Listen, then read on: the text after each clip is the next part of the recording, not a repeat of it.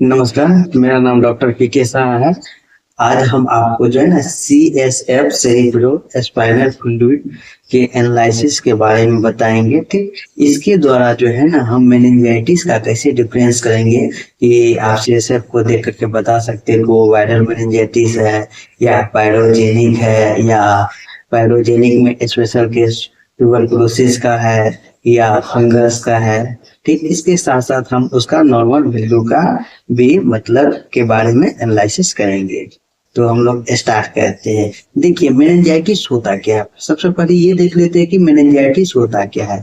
Meningitis जिस type से itis लगल है इसका मतलब इन्फ्लामेशन होता है। ठीक, तो मेनिंजाइटिस का डिफिनेशन होगा इन्फ्लामेशन ऑफ meninges, ठीक, which is a protective layer of brain as well as spinal cord। ठीक, आपका मेनिंजेज क्या है? आपका एक प्रोटेक्टिव लेयर होता है जो कि ब्रेन को प्रोटेक्ट करता है, आपके स्पाइनल कोड को प्रोटेक्ट करता है, क्योंकि ये सब जो है ना मोस्ट वाइटल ऑर्गन हमारे बॉडी का होता है। ठीक, अब देखिए मेनिंजेस में 3 लेयर होता है। ठीक, जिसको हम लोग DAP के मतलब ट्रिक से याद करते हैं। ऊपर से डाया पैराइड एंड एक्वाइड, ठीक, लेयर होता है। इसी के बीच में जो है ना आपका स्पाइनल फ्लूइड जिसको सेरिब्रो स्पाइनल फ्लूइड प्रेजेंट होता है।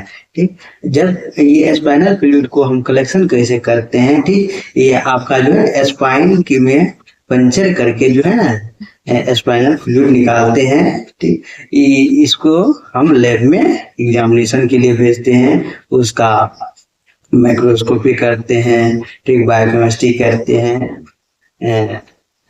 और भी जरूरत के अनुसार उसका वॉल्यूम कितना होता है, ये सब के बारे में हम लोग देखते हैं। ठीक, तो अब हम स्टार्ट करते हैं कि इसमें जो मतलब कुछ पैरामीटर को लेकर के कैसे हम डिफरेंस करेंगे अब अपने CNS को देख करके कि ये किस बीमारी पे और जा रहा है। सबसे पहले हम लोग देखते हैं इसका एक पैरामीटर होता है ओपनिंग प्रेशर। ठीक, तो मतलब ये कितना प्रेशर एग्जर्ट कर रहा है, जिसको का यूनिट क्या होता है? मिलीमीटर H2O से हम लोग रिलेट करते हैं ओपनिंग प्रेशर का। ये नॉर्मली जो है CSF का जो होता है ना आपका होता है लेस देन 180, मतलब 180 mmHg से जो है H2O से, नॉट Hg, mmH2O से कम होता है। कितना? 180 से। और अगर ये बैक्टीरियल मेनिंजाइटिस है उसमें ये बढ़ करके कितना हो जाएगा? 200 से 500 mmH2O, कितना? 200 से 500, किसमें? बैक्टीरियल में।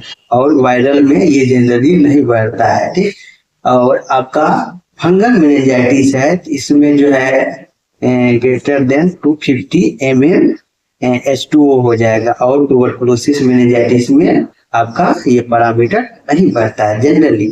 ठीक, तो देखिए आपका ये जो किस मेनिंजाइटिस में जो ओपनिंग प्रेशर बढ़ जाता है, जनरली आपका बढ़ता है बैक्टीरियल में एज वेल एज फंगल में। एंड आपका इसमें कोई चेंज नहीं मिलने को नहीं बराबर चेंज मिलता है आपका किसमें? Viral and tuberculosis meningitis.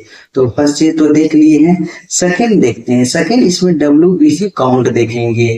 ठीक, WBC काउंट आपका नॉर्मल कितना रहना चाहिए? 0 से 5 पर mm³ रहना चाहिए। ठीक, और अगर ये बैक्टीरियल मेनिंजाइटिस अगर मतलब होगा तो उसमें काउंट कितना हो जाएगा? 100 से 20,000 के मतलब बीच में हो जाएगा। कितना? 100 to 20,000। ठीक, अर्थात अगर मीन देखिएगा ना तो 800 के अप्रोक्सीमेट हो जाएगा। बैक्टीरियल में बहुत हो जाता है। इसके बाद हम लोग वायरल मेनिंजाइटिस में देखेंगे, अगर इंडिकेट करेगा कितना हो जाएगा? 5 to 500, और मीन देखेगा तो 80 हो जाएगा। फंगल मेनिंजाइटिस में कितना हो जाएगा? 20 to 2000। ठीक, अर्थात सबसे अधिक आपका जो है ना बैक्टीरियल मेनिंजाइटिस में बढ़ सकता है। ठीक, और आपका अगर ट्यूबरकुलोसिस में देखिएगा तो इसमें आपका कितना हो जाएगा? 5 to 2000 और मीन इसका निकलेगा 200, ठीक 200। तो WBC काउंट सबसे अधिक किसमें आपका हो जाएगा, बैक्टीरियल में, ठीक। उसके बाद आपका आ जाएगा ट्यूबरकुलोसिस में, उसके बाद आपका किधर आएगा, मेनिंजेज में, एंड उसके बाद किस में आ जाएगा आपका वायरल मेनिंजाइटिस में। तो देखिए आप बैक्टीरियल एंड वायरल में यही से भी आप डिफरेंस कर सकते हैं कि कौन सबसे अधिक, जैसे अधिक काउंट आपको मिल रहा है तो कहीं पे वो इंडिकेट किधर कर रहा है, वो वायरस की तरफ, और ओपनिंग प्रेशर देख करके भी आप यहाँ पे कर सकते हैं। उसके बाद देखिए अब यहाँ पे डिफरेंशियल देख लेंगे, डिफरेंशियल काउंट में WBC का खास करके उसमें देखेंगे PMN का, अर्थात पोलीमोर्फो न्यूक्लियर न्यूट्रोफिल के बारे में, ठीक। इसमें देखिए मतलब नहीं ये जो है ना प्रीडोमिनेंट रहता है, नहीं प्रीडोमिनेंट रहता नॉर्मली आपको जो है नॉर्मल जो रेंज में है वही रहेगा, लेकिन जिसमें आपका बैक्टीरियल रहेगा तो उसमें मोर देन 80% आपको मिल जाएगा WBC, ठीक। अगर ये वायरल एंड मेनिंजाइटिस है तो इसमें देखिए वायरल में जो है ना 50% आपको मिल जाएगा लिम्फोसाइट एंड, और लेस देन आपको 20% PMN मिलेगा, अर्थात न्यूट्रोफिल मिलेगा। अर्थात आपका वायरल में क्या बढ़ेगा, अगर WBC काउंट को देखने के बाद जो आप उसका डिफरेंशिएट देखिएगा तो लिम्फोसाइट अधिक रहेगा और न्यूट्रोफिल कम रहेगा, लेकिन ये बैक्टीरियल वाला में क्या रहेगा आपका न्यूट्रोफिल अधिक रहेगा, ठीक। उसी के बाद आप इधर देखिएगा फंगल में, इसमें भी लिम्फोसाइट रहेगा लेकिन दोनों बराबर में, मतलब 50% रहेगा लगभग में न्यूट्रोफिल और 30% आपका हो जाएगा न्यूट्रोफिल, ठीक। और आप ट्यूबरकुलोसिस में देखिएगा तो मोर देन 80% हो जाएगा आपका क्या, लिम्फोसाइट। तो देखिए यहाँ पे आप WBC डिफरेंशिएट काउंट देख करके आप मतलब ये लगा सकते हैं कि ये ट्यूबरकुलोसिस है कि आपका ट्यूबरकुलोसिस है या कि कोई अदर पायरोजेनिक है। अगर कोई पायरोजेनिक है तो उसमें क्या हो जाएगा, प्रीडोमिनेंट रहेगा न्यूट्रोफिल, कितना 80%, और अगर वो ट्यूबरकुलोसिस रहेगा तो उसमें प्रीडोमिनेंट क्या रहेगा आपका लिम्फोसाइट रहेगा, सबसे अधिक लिम्फोसाइट रहेगा। लेकिन वही अगर आपका आप देख मतलब वायरल रहेगा तो आपका लिम्फोसाइट बहुत अधिक नहीं बड़ा रहेगा, लिम्फोसाइट भी बड़ा रहेगा, आपका न्यूट्रोफिल भी बड़ा रहेगा। तो ट्यूबरकुलोसिस में सबसे अधिक लिम्फोसाइट आपका बड़ा रहेगा और आपका अदर पायरोजेनिक में आपका क्या रहेगा, न्यूट्रोफिल बढ़ा रहेगा। ये देखने के बाद अब हम लोग प्रोटीन को देखते हैं।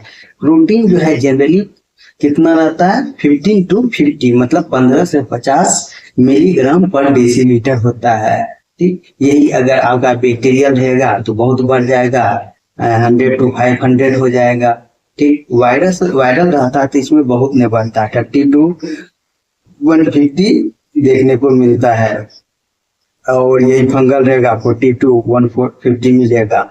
एंड आपका ट्यूबरकुलोसिस रहेगा तो ट्यूबरकुलोसिस में ग्रेटर देन 500 रहेगा। और यहाँ पे आप प्रोटीन को भी देख करके बता सकते हैं, अदर पायरोजेनिक का रहेगा तो उसमें प्रोटीन बहुत अधिक बढ़ा रहेगा, ठीक। इसके बाद हम लोग जो है, और अगर वायरल देखिएगा तो उसमें प्रोटीन उतना नहीं बढ़ा रहता है, फंगल में भी नहीं बढ़ा रहता है, ठीक। अब ग्लूकोज का देखते हैं। ग्लूकोज जो है जनरली रहता है आपका कितना, 45 to 100 मिलीग्राम पर डेसीलीटर रहेगा, ठीक। अब ये ग्लूकोज जो है ना बहुत कम हो जाएगा आपका बैक्टीरियल मेनिंजाइटिस में, लेस देन 40 हो जाएगा, ठीक। और ये वायरल में जो आपको बहुत कम नहीं मिलेगा, नॉर्मली 30 to 70 के बीच में आपको मिल जाएगा। एंड फंगल में जो है इसमें भी 30 to 70, और आपका ग्लूकोज का लेवल जो है कम मिल जाएगा किसमें, ट्यूबरकुलोसिस में। देखिए बैक्टीरियल एंड ट्यूबरकुलोसिस आपको जनरली सेम ही डाटा मिलेगा, ठीक। इसको डिफरेंशिएट करने के लिए जो है ना आप ADA भी करा सकते हैं, ठीक। इसके बाद जो है ग्राउंड स्टेनिंग करा करके आपको पता लग जाएगा। जैसे ग्राउंड स्टेनिंग कराइएगा तो ट्यूबरकुलोसिस में 37 to 87, ठीक। इस बार बेसिलस का जो है ना स्मीयर मिल जाएगा, ठीक। लेकिन आप यहाँ बैक्टीरियल में देखिएगा 60 to 90 मिल जाएगा, और वायरल मेनिंजेस में ये निगेटिव रहेगा। इसके बाद ट्यूबरकुलोसिस है कि वो कंफर्म करने के लिए एडीए करा लीजिए, ठीक। तो आपको देखिए ये पूरे डाटा को अगर आप देखिएगा समझिएगा बार बार, मतलब ये डाटा हम आपको जो है स्क्रीन पे डाल देंगे, तो आप डिफ्रेंशिएट कर सकते हैं कि वो वायरल है कि फंगल है या बैक्टीरियल है, और उसका नॉर्मल क्या मतलब है। जनरली हम इतना ही डाटा को देख करके जो है ना हम डिफ्रेंशिएट कर लेते हैं, ठीक। देखिए कभी कभी आपको वहाँ पे आरबीसी का भी मतलब बोल देगा कि फिर आरबीसी भी आपको दिख रहा है। वो होता है कि कभी कभी जब भी अब मतलब जो है पंचर किया जाता है स्पाइनल को, तो उसमें ट्रोमेटिक आ जाता है। नहीं